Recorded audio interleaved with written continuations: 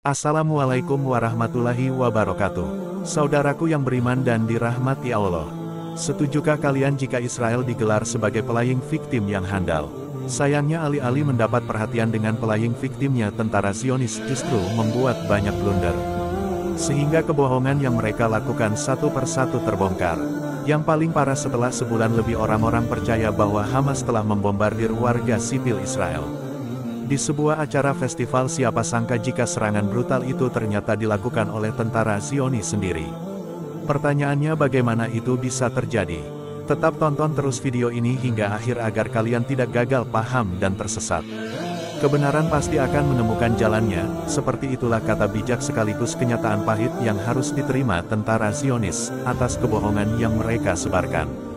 Bagaimana tidak selama konflik Hamas dan Israel pecah, berbagai propaganda atau kebohongan tak berhenti disebarkan oleh Zionis, agar mereka lebih dipercaya sebagai korban daripada pelaku. Parahnya, selain ingin dipandang sebagai korban, Israel juga sengaja menyebarkan berita-berita bohong tersebut. Agar mereka dapat dengan mudah menyerang dan membombardir warga Palestina, karena itu tak salah jika dikatakan bahwa inti dari kekacauan yang terjadi di jalur Gaza disebabkan kebohongan Israel yang sudah menyebar luas. Memang tak bisa dipungkiri, dikutip dari Al Jazeera, bukan suatu kebetulan jika Israel pandai menyebarkan propaganda. Hal tersebut bisa terjadi sebab orang nomor satu di Israel, Benyamin Netanyahu, kerap mencontohkan kepada warganya untuk berbohong dalam mengatasi krisis yang mereka ciptakan sendiri. Saking pembohongnya Netanyahu, di mana mitra koalisinya Netanyahu sangat dikenal sebagai pelaying victim, pembunuh, berantai, dan pembohong dari semua pembohong. Sampai-sampai nih ya, para pemimpin barat seperti mantan Presiden Prancis Nicolas Sarkozy dan mantan Presiden Amerika Serikat Donald Trump menganggap Netanyahu sebagai pembohong yang tak terkalahkan. Sesuai dengan laporan Al Jazeera, Netanyahu sejak dulu memang terbukti siap melakukan apa saja untuk mempertahankan kekuasaannya, termasuk berkonspirasi dengan unsur-unsur paling jahat dan berbahaya. Tak heran jika dirinya bisa mendapat dukungan dari beberapa komunitas Yahudi, seperti Yahudi ultra-religius, Yahudi ultranasionalis, dan Yahudi Separdik. Sehingga membuat dirinya menjadi Perdana Menteri terlama dalam sejarah pemerintahan Israel. Bahkan yang lebih mengejutkan, di hadapan tiga komunitas Yahudi tersebut Netanyahu dijuluki sebagai Raja Israel. Mendapat julukan Raja Israel, Netanyahu tentu mampu mengendalikan rakyatnya untuk menyebar kebohongan, namun sayangnya kemampuan itu sepertinya berbanding terbalik. Tatkala warga Israel mencoba untuk menutup-nutupi kebohongannya, pasalnya setelah berbagai propaganda dan kebohongan Israel disebarkan satu persatu, kebohongan itu silih berganti terungkap.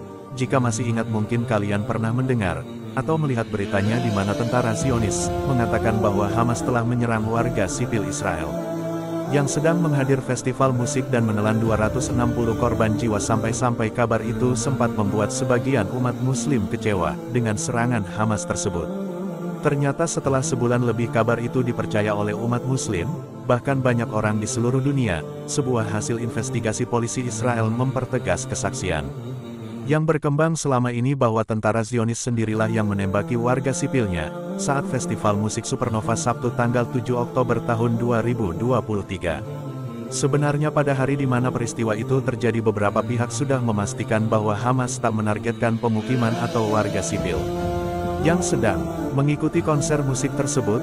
Pengakuan barusan dinyatakan oleh Quds News Network, yaitu sebuah akun berita yang khusus memberitakan kondisi dari Masjid Al-Aqsa dan Palestina pada umumnya. Dalam pengakuan yang disertakan dengan video itu, dituliskan bahwa laporan dari lapangan mengonfirmasi bahwa bukan Hamas yang menyerang warga sipil pada hari itu, namun tentara Zionislah yang menembaki Hamas yang terjebak di pemukiman Israel. Berdasarkan kronologinya, platform media digital Israel bernama Haaretz yang pertama kali menyebarkan fakta tersebut ke media, menuliskan bahwa entah apa tujuannya, namun militen Hamas memang datang ke festival musik itu dan bergabung dengan kerumunan peserta.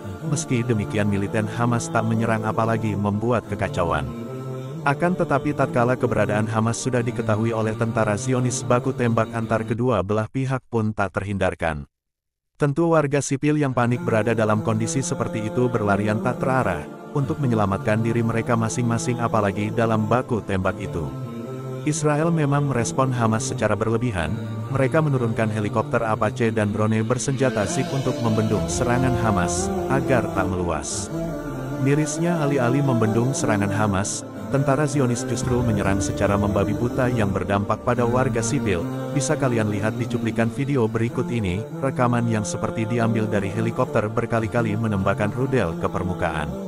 Padahal mereka tak mengenali mana warga sipil dan mana pasukan Hamas. Selain itu ada banyak bukti lain yang menunjukkan jika bukan Hamas yang menyerang peserta festival. Salah satunya sebagaimana pengakuan pejabat senior keamanan, yang mengatakan bahwa Hamas mengetahui kejadian tersebut melalui drone, dan saat pasukannya terbang menggunakan parasut. Setelah melihat itu dari parasut, beberapa pasukan Hamas segera bergerak ke lokasi, menggunakan jaringan komunikasi mereka, dikutip dari Al-Bawaba. Laporan tersebut semakin dikuatkan oleh rekaman video pejuang Hamas yang menawan warga Israel, untuk ditanya tentang arah menuju tempat festival itu berlangsung. Tak hanya itu, informasi dari sumber kepolisian juga menunjukkan bahwa pejuang Hamas mencapai lokasi tersebut, menyimpang dari arah yang diharapkan, di sepanjang perbatasan Gaza. Bahkan sumber kepolisian mengungkapkan bahwa acara tersebut awalnya dijadwalkan pada Kamis, dan Jumat dengan tambahan di hari Sabtu. Namun ada perubahan di menit-menit terakhir semakin memperkuat penilaian, bahwa Hamas awalnya tak mengetahui kejadian tersebut. Yang mengejutkan, setelah kejadian itu telah membuat peserta festival bubar, juru bicara militer Israel yakni Daniel Hagari menjelaskan bahwa tentara Israel menghadapi situasi penyanderaan hingga boleh menggunakan serangan udara maupun darat, itu dilakukan dengan tujuan menghilangkan semua yang menyusup ke Israel dan mencoba kembali ke jalur Gaza.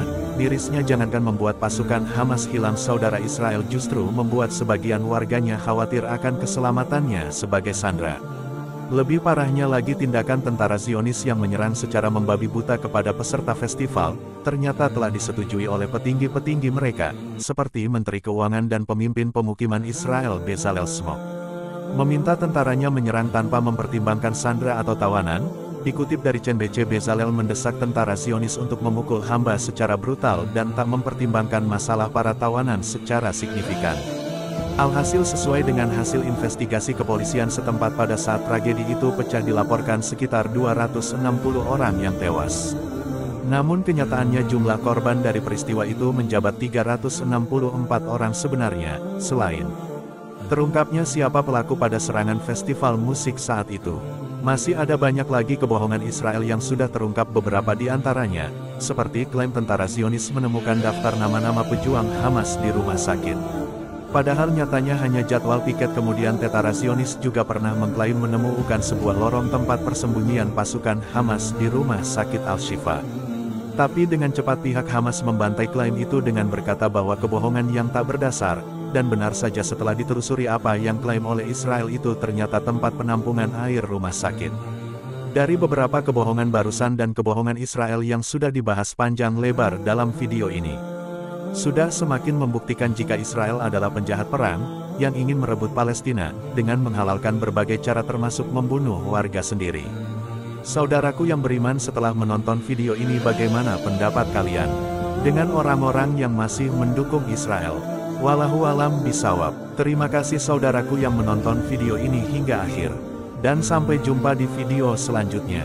Hamba Allah undur diri. Wassalamualaikum warahmatullahi wabarakatuh.